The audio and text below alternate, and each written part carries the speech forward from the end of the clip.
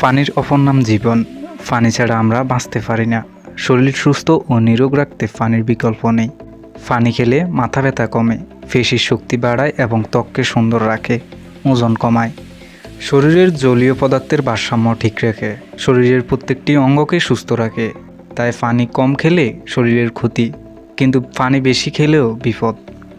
অনেকেই বলেন দিনে 8 গ্লাস পানি, কেউ বলেন 2 লিটার পানি যথেষ্ট, কিন্তু প্রত্যেকের শরীরের পানির চাহিদা সমান নয়। শরীরের গঠন এবং আমরা কে কতটা কাজ করি, কী ধরনের খাবার খাই তার উপর নির্ভর করে শরীরের পানির চাহিদা।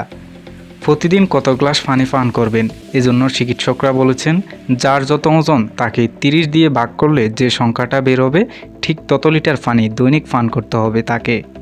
প্রতিদিন 8 ঘন্টার ওয়ার্কআউট করলে আরও 700 মিলিলিটার পানি অতিরিক্ত পান করতে হবে।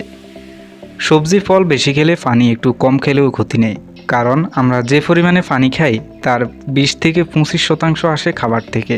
তাই পানি কমও নয় বেশিও নয়, বিপদ এড়াতে পানি খেতে হবে মেপে।